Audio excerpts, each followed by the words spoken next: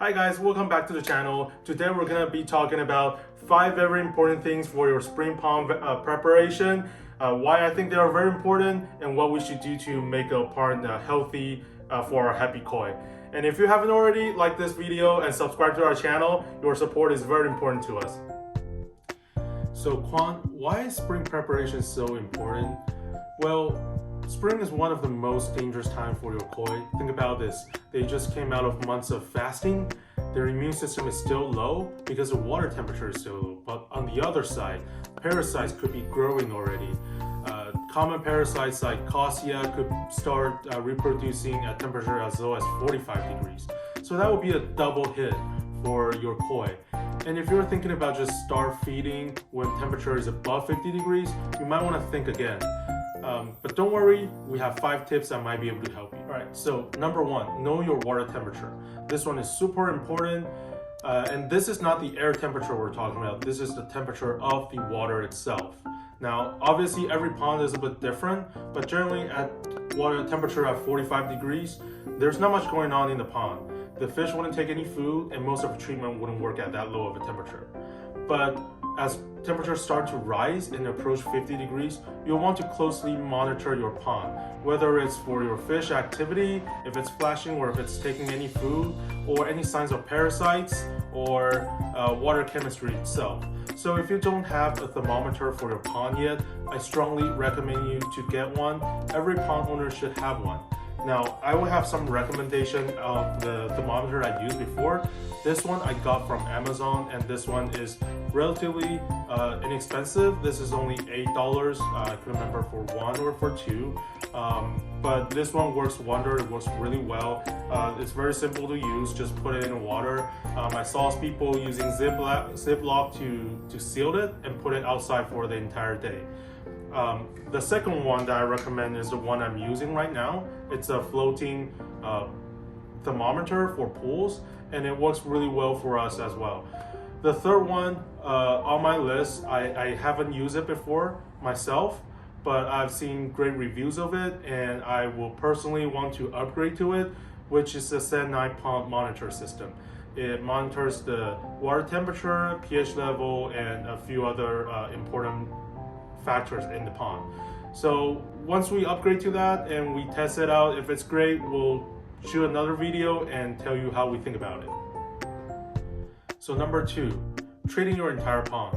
Now you know your water temperature and the water temperature is approaching 50 degrees. You'll see your koi being more active. They could be begging for food or they could be flashing. And if you don't know yet, flashing is bad. And flashing means that your fish is swimming really fast and rubbing itself against the pond. It could be caused by a number of reasons. It could be a sudden change in the water, or it could be a water parameter that is off, or it could be a parasite issue. Cossia, as I mentioned previously, is a very common parasite during this time of the year. ProForm-C and BDST will both treat Cossia as well as a few other parasites and disease.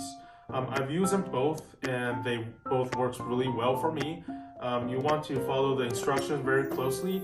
You'll want to do a water change before you dose it, and you want to dose it depending on the size of your pond. Don't ever overdose as instructed, and you don't want to add any salts in your pond when you use these 2 products.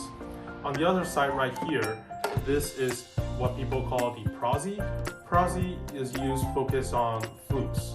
And you might have heard Flukes already. It's a very common parasite that a lot of koi owners will deal with eventually.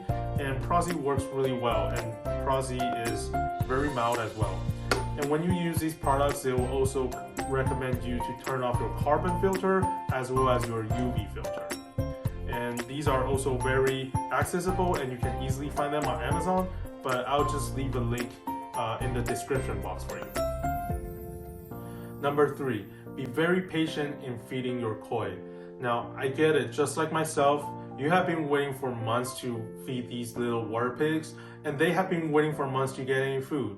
But at this water temperature, they're very vulnerable, and it's almost like they just come out of hospital. And you want to feed them very slowly, and you want to feed them something that's very digestible. Wheat germ-based food is the choice here, And after talking to many people, a lot of people recommended me the Manda Fu Koi Food. I've never used them before myself, but I'll try some of them this season. I'll let you know later on how my koi likes the food. Alright, number 4, activate your filter. So what that means is making sure your filter is still working. If you turn off your filter during the winter, chances are there's sludges, there are leaves, there's stuff in there that's dirty, and you want to make sure you clean it out before you start the entire system back. You also want to make sure your bacteria are still there and working. If you want to build up your bacteria quickly, my favorite is to use these bio balls that's made in Japan. I'll leave the link in the description box for you, and you'll be able to see more details of the product. They work really well for myself. Last but not least, number 5, clean the entire pond. So what that means is over the entire winter, you might have leaves or any sludges, just like it's stuck in your filter. It might be stuck in the pond as well. So you want to make sure to clean them out as well when you start the entire season.